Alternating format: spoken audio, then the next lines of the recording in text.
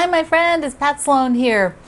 Before we get into the strawberries and the secret lives of color and anything else I've had on the docket for today, first I want to show you this because I was playing around with that inner sashing as being a scrappy blue because I don't have enough of these are just fat quarters, and I used most of these, and no fat quarter can do the whole inner border. It's just a little bit more. So I'm thinking scrappy, using the 4 shades that are very similar and that I showed you yesterday. So I've cut a strip. I cut one strip and then I'm like, oh yeah, that looks good. So I think this is going to be good. So I cut 3 of the strips, and this is what I have. So the floral here has a lot of that light blue in it. So, and then it picks up the blue used in the blocks, and I think it just works super well. The one thing I will do though is look at placement. Originally I thought, well, maybe I'd do it funky, like one color, color block it, 1, 2, 3, 4, each side would be a different fabric. But I decided, no, I really like them mixed up. But I do want to be sure that I don't put like a sashing right next to the block where it's used that fabric a lot. All I have to do is switch it around like this, and it is so much better. So much better. So there we go. So all I have to do is look at that a little bit. Like for up here, I wouldn't put this blue right next to it on either side. I will put that somewhere else. And because just 3 of the blocks have the blue, it's not going to be too hard to work around that. So there you go. So that's what I'm going to do. I love it. I am hoping I also have enough left of this to do the binding. So we'll see after I cut all the strips. I think I will. I think there'll be plenty that I can, because the binding's thinner since I do 1.5 inch for binding. And I can also add in that other really light blue from here, which has sort of a white base to it. So there we go with that. Now I will put up the Secret Lives of Color blocks because we're going to be going into the section of the book on green. And I have green fabrics as my background for blocks. So I'm going to have to, I want to think about that a little bit. I want to look at all the placement of the colors so far, and then I will go through and pick all my greens that I will be using for the Secret Lives of Color green section. Maybe not pick the backgrounds yet, but I do want to have that up on the wall. So let me switch that out. So before we look at this, what do you think? Do you like my pink flamingo top? This was also the Chico's outlet, so I ordered it online. Ta-da! I just thought it was so darn cute, and I didn't order it, and then finally I'm like, I'm just going to get it because I just think it's so darn cute. Okay, and also before we go on to the Secret Lives of Color, it is a foodie day. I missed Watermelon Day yesterday, and today is Chocolate Chip Day. What I want you to do is go to either leave a comment here in my YouTube comments or go to my kitchen group, Kitchen Adventures at Facebook. Don't put it in the quilt group because it gets too confusing to have non-quilt stuff all the time. So go to my kitchen group and tell me, for chocolate chip cookies, do you like them crispy? Do you like them soft and chewy? Do you like nuts? No nuts? Do you like to have a lot of different stuff in it, like coconut? Do you like them pure, just the chocolate chips? I would love to hear, and if you have recipes, bonus points for linking or adding your recipes over there.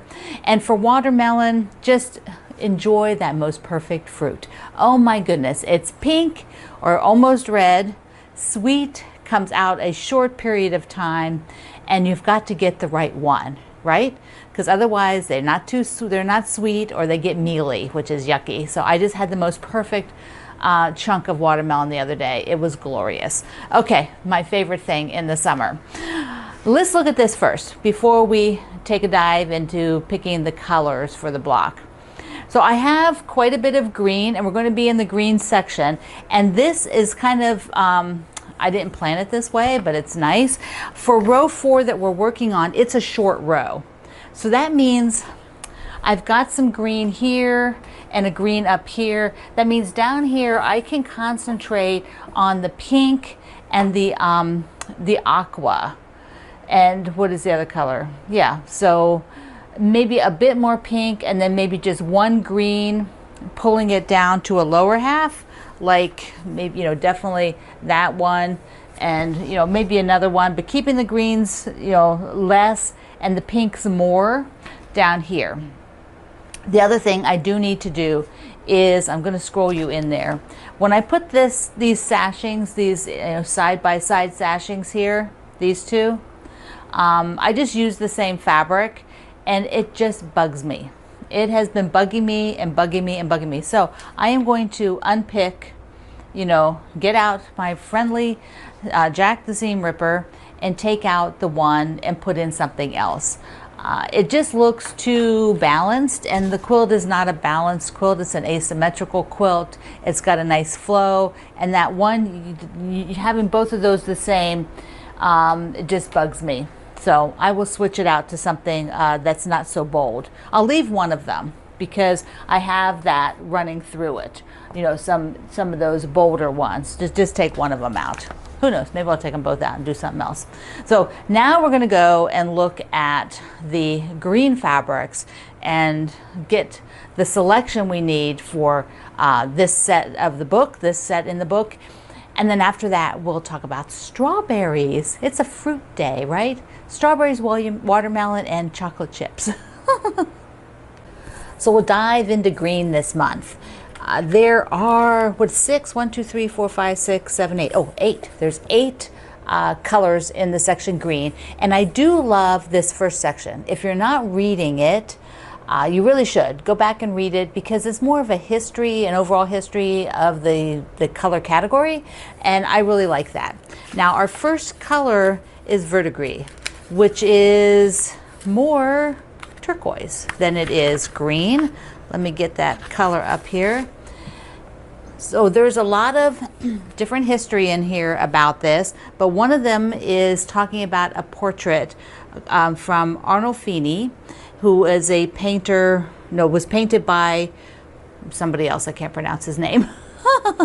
It is a long name, but I'm going to pop a photo up real quick here of the painting. And it's talking about that emerald green and how that green was difficult, and that they were actually, there was periods of time where it was, they were outlawed from mixing paints. I mean, it was a crime to mix paints.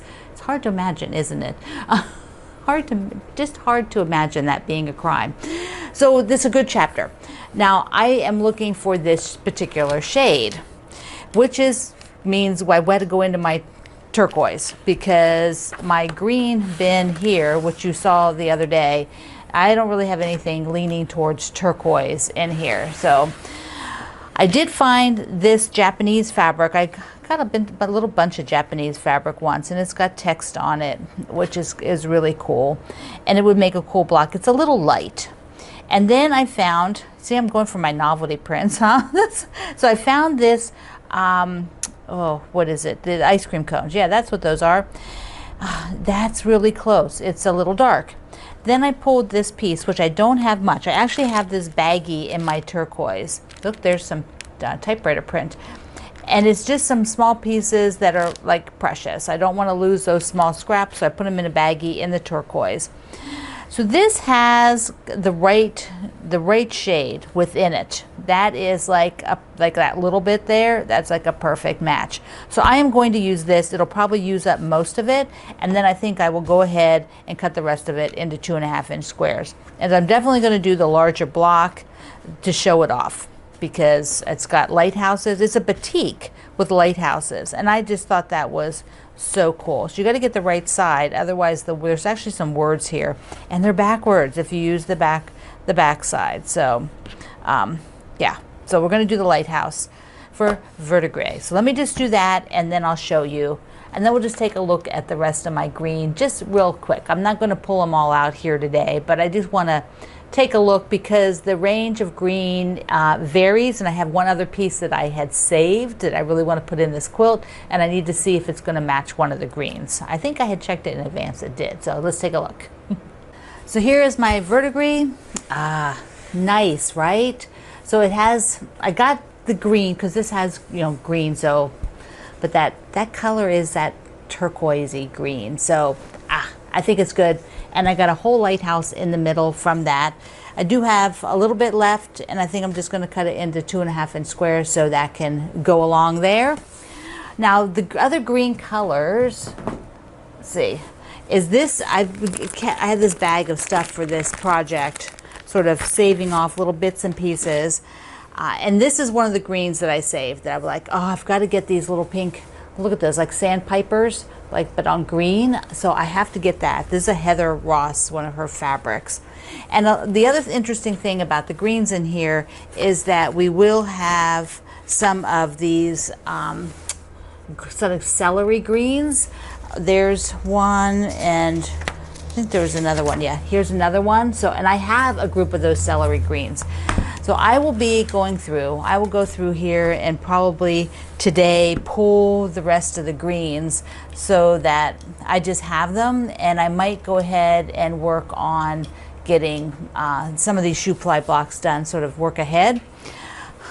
Yeah, that's how that's the goal anyway. Okay, let's do something before we go talk about strawberries.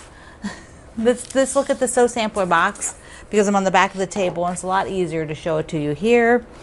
So this box, I don't know, is this July? I don't keep track. Oh, there it is. Okay, it tells you that. So this is the July box. These are a subscription box, which are much beloved. They are a super value, and if you like getting sort of a variety of things, the style is always awesome, and it always has a theme. And look at this. Look at this. I did the lighthouse. Look, I did the lighthouse, and it's got a lighthouse there. Ah, okay. A boat. Now, there's always a coupon for something. And so there's, oh, so this is a gift with purchase if you make a certain amount. That's on the back of here. So that will be for those of you who have the subscription. Okay, they always give you this little booklet that tells you what everything is, and sometimes I do have to figure that out.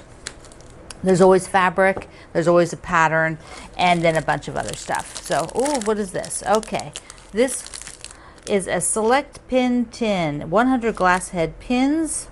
Oh, do they, that looks like, is it a magnet? Is the tin a magnet? Might be. Ah, so there's the glass head pins. Yeah, see, there's a magnet in the bottom. That's wonderful. Okay, for the fabric, it is called Nantucket. What's the name of it? Nantucket's Summer Layer Cake. So there's is this a whole layer cake or just a partial layer cake?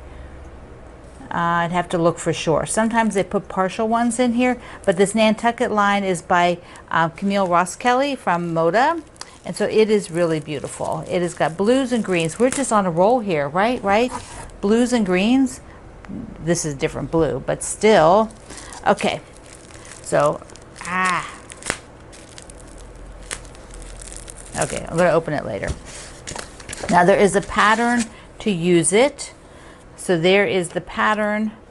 So it makes you just need a little. You need your background, and it's using this rectangle ruler, a half rectangle ruler, which is kind of fun to play with. So that's what's neat about this. You get the fabric. You might already have plenty of a background, so you could just use your own background. It's a 36 by 36, and you get to learn how to use a ruler you might have not used before. This whole combination is so awesome. That's why the books, I mean the club is so great, the subscription club, because you get a lot of things you probably wouldn't often go pick up, and then a reason to use them. So that is neat. I don't know, I might have to just sew that one up. It's super cute. There's some magic pins, and these are heat resistant. So if you like to have pins in while you're pressing certain things, these are wonderful pins to use for that. And oh, it's a pole. It's a sailboat. Oh, I love that. I love that. So this would be for one of your bags or to hang somewhere else if you want. I guess you could wear it as a necklace. You probably could clip this on a chain. What do you think? You could clip it on a chain and wear it as a necklace. Yes, you could. All right, and then you get they're doing a project. Here's the block this time. And so this card comes every time with your sampler. Okay, that's a good one. I don't know, that would be kind of fun to do, to play around with this ruler. I've probably made these before, but I'm not sure. So that would be fun to do. All right, we're going to look at the strawberry quilt because we have more strawberries to make this week so that we can have a full quilt eventually. So this week on Just Add Shortcake, the strawberry quilt that we're sewing together from my birdsong fabric, this week you need to do 2 more rows of strawberries because you've got all the tops done, and so you need to get those 2 rows done, get all 3 rows, that first one we already have sewn, and so sew the 3 of them together. Because we want to get on, once we get to this 4th one, which will be next week, then we want to start looking at building this inner sashing with the squares.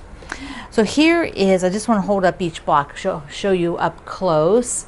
So here is the green strawberry, so cute, right? They're just not quite ripe yet. There's 2 of those in the quilt, this row and the bottom row. And then a pink one. So are you getting fresh strawberries? Is that what you're doing right now? I mean, they really are good right now, right? Then I have one with the fabric that has like the little butterflies in it. This is all my birdsong fabric, the background, the green, all the strawberries. And then the big print that has the birds. Oh, so fun. So I think I want to do just one of these. I do have a couple of these tops, partial tops from when I did the demo. So I'm thinking I want to do a single block and make it just like a little wall hanging, or just leave it for my part center. So I've got the part center up here because I eventually want to take those and I'll be building quilts, and it'd be fun to have one with a strawberry. Now 3 of these, or 4 of them even, not too bad for a table runner. Let me show you. I've got the 4 from the first row. So 4 would be like a little bit longer table runner, but if you just did 3, then this would be super cute too. And you could also make one of these as a pillow, because I'm thinking, now you have to kind of get it into a square, but make it the sides so that it's a square pillow. Maybe make a little border around it so you don't lose like the tips up here into the curve of the pillow, when you make the form. But that would be a really cute pillow to go along with your quilt. Okay, my friend, you are going to work on strawberries this week. If you're doing Secret Lives of Color with me, we have shifted into the green zone, and here is mine. Oh, I'm really excited about the green. Then we go into, I think, tan and black. So yeah, not that much more. We don't go to the end of the year for this. So it is ending I think end of October. I think that's what it is. So we have 2 more months, I think. Okay, my friend, I love you. Mwah. Thank you for being here in the Sloan Zone. I will see you online.